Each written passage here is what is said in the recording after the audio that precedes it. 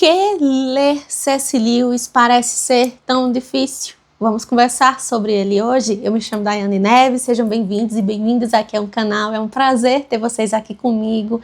Caso você ainda não esteja inscrito aqui, não esqueça de se inscrever e deixar o seu like. Isso ajuda muito a essa plataforma entender e entregar o vídeo a mais pessoas. Eu sou uma futura professora de história, aqui falamos sobre literatura, fazemos pontos sobre a historiografia e alguns livros, e é um prazer estar com vocês vivendo esse momento. Então vamos deixar de delongas e vamos para o vídeo de hoje.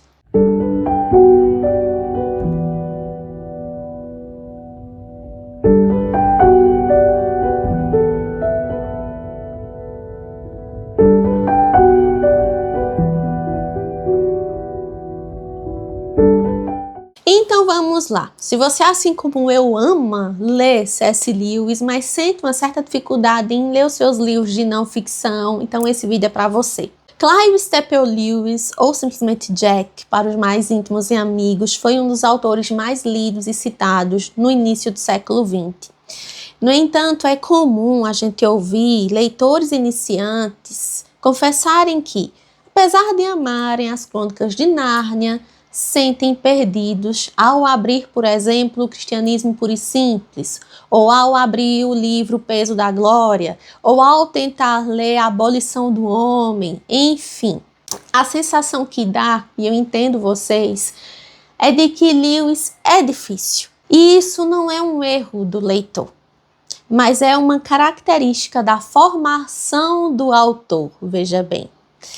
Lewis não foi apenas um escritor de ficção, ele foi um acadêmico de elite, professor em Oxford e Cambridge e especialista em literatura medieval e renascentista. Então vejam, ele pensava e escrevia a partir de um repertório, pessoal, que hoje nos parece muito distante, mas que para ele, enquanto professor, era muito comum. Então hoje, nesse vídeo, o que é que a gente vai fazer? A gente vai analisar os 3 principais motivos dessa dificuldade e fornecer talvez possíveis caminhos para abrir a possibilidade de uma compreensão melhor e maior em cima dos livros do C.S. Lewis. Então vamos lá. Por que C.S. Lewis parece ser tão difícil? A dificuldade de ler C.S. Lewis geralmente reside em 3 pilares: o vocabulário, a erudição e a estrutura do pensamento. PRIO: vocabulário, erudição, estrutura do pensamento. Lewis possuía um domínio do inglês que incluía termos que já eram considerados clássicos ou até mesmo arcaicos em sua época. Então, se já era considerado arcaico lá, imagina hoje. Então, como tradutores e estudiosos apontam, ele utilizava palavras que mal se encontram em dicionários modernos. E no português, isso vai se refletir nas traduções, que vai exigir um vocabulário mais rico do leitor. E talvez vai exigir de você parar e ter que pegar um dicionário, sim. Lewis também vai fazer citações. Ele vai citar autores medievais, ele vai citar poetas, ele vai citar filósofos gregos. E ele cita isso como se fossem velhos amigos do colégio. Então, para ele, o conhecimento, pessoal, era uma conversa travada. É assim que ele se comunica através dos seus livros. E uma conversa contínua através dos séculos. Então, quando ele menciona Dante, quando ele menciona Milton, quando ele menciona Boétio, sem explicar quem são, porque ele não explica, o leitor moderno pode se sentir excluído. Excluído de uma piada interna, excluído de um argumento muito profundo. Então, talvez seja necessário, e aqui vai a minha segunda dica, além de você ter um dicionáriozinho perto de você, para que você talvez procure e pesquise por algumas palavras, você também circule esses nomes, essas citações e essas referências que ele vai soltando ao longo do texto. E depois, quando você parar um pouco a sua leitura, você partir para pesquisar quem foram essas pessoas. E aí sim você vai conseguir conectar a piada interna que ele conseguiu soltar ali, a crítica que ele está fazendo com relação àquela referência citada, a ponte que ele está conectando na conversa. E aí a gente pode partir para a estrutura, para o pensamento lógico. Então vejam só, C.S. Lewis era extremamente inteligente e ele fazia muita conexão entre a lógica e a apologética. Então, C.S. Lewis constrói argumentos como se estivesse também em um tribunal ou tem isso em mente, em um debate acadêmico onde ele tem que defender uma tese. Então, suas frases podem ser longas, podem estar repletas de orações subordinadas e também de paradoxos e contrastes. E aí isso vai exigir que o leitor acompanhe o raciocínio passo a passo, sem pular etapas. Pegar o livro, seja ele qual for, de C.S. Lewis, e pular capítulos ou pular páginas é um tiro no pé. Porque para você conseguir acompanhar o raciocínio dele, você tem que seguir o passo a passo que ele vai levando o leitor ao longo do texto, tá? Às vezes pode ser enfadonho, às vezes ele dá um arrodeio ao redor do sol, faz todo o processo de translação para conseguir chegar onde ele quer chegar. Mas para o leitor acompanhar, tem que ter paciência e tem que acompanhar junto com ele. Então, não pulem páginas, não pulem capítulos. E aí você me pergunta, tá, Dai, ótimas dicas, ou não, né, não sei. Como é que a gente faz, né, para entender o C.S. Lewis? Para entender o C.S. Lewis, a gente precisa mudar a nossa postura de leitura. Precisamos mudar a nossa postura de leitura. Ele não deve ser lido como um autor de autoajuda, porque ele não é, mas como um guia. É um guia que vai levando o leitor para algo que ele está querendo defender, para uma tese que ele construiu e que ele está querendo defender. Então você tem que entrar na imaginação de C.S. Lewis. Ou seja, Lewis acreditava que a razão sozinha não era suficiente para alcançar a verdade, mas ele se utilizava da ficção imaginativa para passar por baixo desses caminhos e conseguir transmitir uma mensagem com mais facilidade. Ele ainda fazia isso pelo leitor, né? Dica aqui. Se um livro teórico como A Abolição do Homem parecer muito difícil para você, primeiro tente ler uma de suas ficções, como Cartas de um Diabo ao Seu Aprendiz, tá? Assim você vai conseguir, a princípio, entender o clima, vamos dizer assim, o clima do pensamento dele, para vocês poderem ir para a teologia pura. Por exemplo, para que vocês possam saltar para cristianismo puro e simples, para que vocês possam saltar para a anatomia de um luto, para que vocês possam saltar para o problema da dor, para que vocês possam saltar para o grande divórcio, para que vocês possam saltar para a abolição do homem e por aí vai. Livros são infinitos. C.S. Lewis escreveu muito, tá? Então partam primeiro para esses livros mais fáceis e depois partam para os livros um pouquinho mais difíceis. Tenham sempre em mente que Lewis não tenta criar uma nova doutrina. Quando ele fala sobre teologia, ele tem, né, uma vertente muito apologética. Ele não tentava criar uma nova doutrina, mas ele buscava o que era comum a todos os cristãos através dos séculos, tá? Então, outra dica aqui. Ao ler suas obras de apologética, lembre-se que ele está tentando explicar o centro da fé e não as periferias denominacionais, ou seja, ele não está pegando uma doutrina específica, ele está falando de Cristo, de cristandade, de forma generalizada, de forma mais central.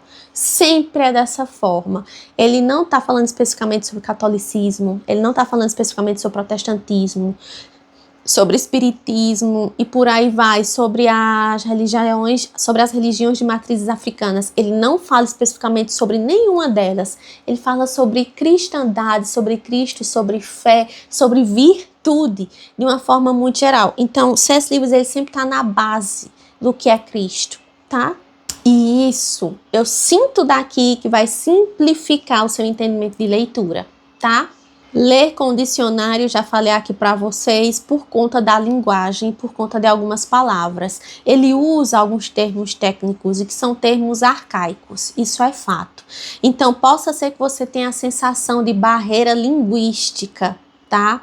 E também ele traz essas referências, e são referências constantes. Ele traz referências às obras clássicas, ele traz referências a nomes específicos. Então, possa ser que você tenha um sentimento de falta de base cultural.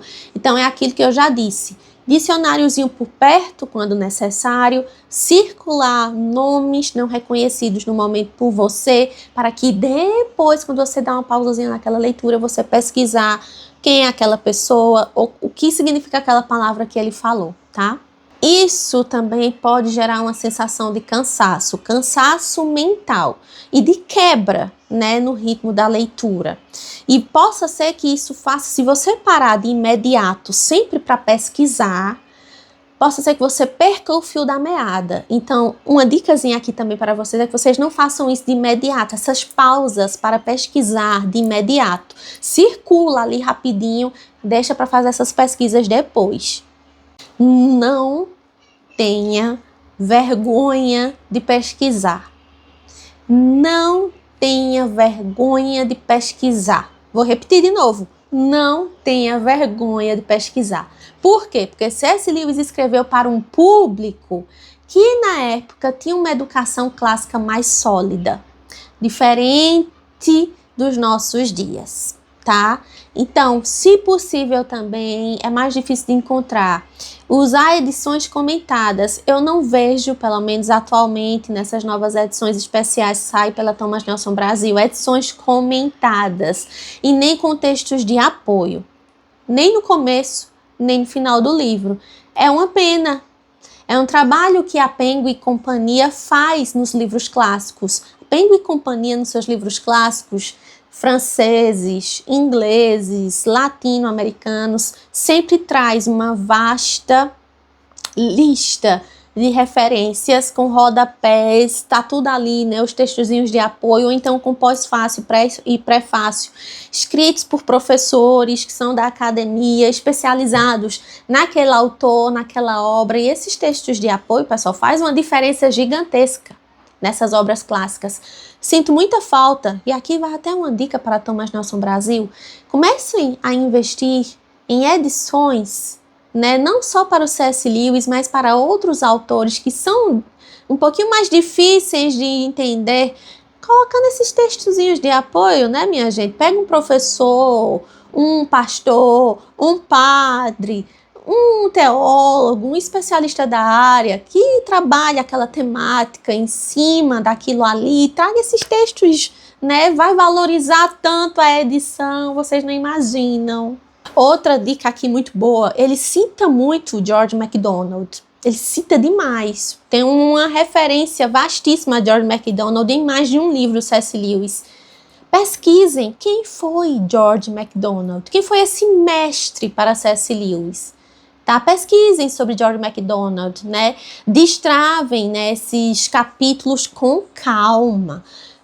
Ler C.S. Lewis é um processo que tem que ser feito com calma, tá? Para quem quer dominar a obra de C.S. Lewis, a ordem dos fatores também não altera o produto. Não altera o produto. Você pode começar assim pelas Crônicas de Nárnia, né? Leia buscando essas camadas de significado, não apenas pelo apelo da história infantil, tá? Pode ser uma ótima porta de entrada começar pelas Crônicas de Nárnia, mas se você quiser começar por outro livro, tudo bem. Ah, eu quero começar pelo Cartas de um Diabo ao Seu Aprendiz. Comece então, é um livro teológico, mais fácil de ler, porque ele usa cartas, então tem uma narrativa epistolar, ele é satírico durante o livro inteiro, você pode se pegar dando boas risadas lendo o livro. Também é um ótimo livro de entrada também, não é difícil ler Cartas de um Diabo ao Seu Aprendiz, tá? E aí quando você pegar para ler Cartas de um Diabo ao Seu Aprendiz, por exemplo, tente fazer ponte com essa parte mais psicológica da coisa, né? C.S. Lewis vai revelar muito sobre a natureza humana. E depois você pode partir para o cristianismo puro e simples, você pode partir para o peso da glória, tá? tá? Você pode deixar esses ensaios acadêmicos, depois de tudo isso, você pode também partir para ler um experimento em crítica literária, que também é dificinho de ler, tá? Mas você pode fazer assim, partir Crônicas de Nárnia. Não quero ler Crônicas de Nárnia, quero pegar Caixinha de Abação Aprendiz, ok. Começar por aí, para depois partir para esses livros, né, acadêmicos e teóricos mais difíceis, certo? Deixe esses ensaios acadêmicos, a trilogia cósmica também, para quando você estiver mais familiarizado com o estilo de C.S. Lewis, ok? Ok. Então, por que C.S. Lewis é difícil? Porque ele vai nos convidar a subir em costas gigantescas. Ele nos convida a acompanhar o seu raciocínio. O raciocínio dele muitas vezes não é fácil, né? Porque o C.S. Lewis ele não simplifica as coisas, muito pelo contrário. Ele não simplifica a realidade para que ela caiba na nossa cabeça. Ele faz o processo inverso, ele tenta expandir a nossa mente para que ela suporte a grandeza da realidade. Então, entendê-lo requer paciência, mas vem uma recompensa. A recompensa é uma visão de mundo muito mais lógica e muito mais profunda. Então, aqui vai para vocês uma tarefa de casa. Vamos lá. Tarefa de casa.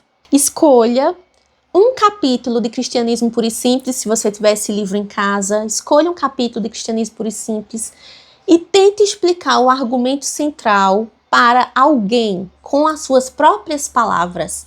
Faça esse exercício. Se você conseguir explicar, significa que você entendeu C.S. Lewis, você conseguiu entender o que ele queria dizer. E aí, minha gente, uma salva de palmas para vocês, tá, pessoal? Espero que vocês tenham gostado. Se vocês tiverem mais dúvidas, ou se vocês quiserem, né, ouvir um pouquinho mais sobre C.S. Lewis aqui, caso vocês queiram que eu traga especificamente sobre algum livro do C.S. Lewis, podem me falar aqui nos comentários. Quero dizer para vocês que ao final de dezembro de 2025, ali na última semana do mês, eu fiz um projeto de leitura com o pessoal do Instagram, do meu Instagram. Eu vou deixar aqui o @. Lá, nós fizemos a leitura do livro Cartas de um Diabo a Seu Aprendiz todo em um período de 7 dias. Foi na última semana, antes de terminar o ano. E em cima de cada parte do livro, eu montei uma aula. Todas essas aulas estão salvas no meu feed. Inclusive também uma cronologia, Eu dividi por metas, pessoal. Eu dividi o livro em 6 partes, tá? E à medida que a gente ia avançando com essas partes, tem uma aula de apoio. O livro foi dividido em 6 partes. São 6 aulas à disposição de vocês. Essas aulas estão salvas lá no meu perfil do Instagram. Então, se vocês quiserem acompanhar a leitura do livro, tendo como ponto essas aulas, vão para lá, me sigam lá, está no feed, fácil de achar, sem complicação nenhuma e gratuitamente para vocês. Aproveitem, tá? Faço isso com todo o amor e carinho e boa vontade do mundo. Aproveitem, tá?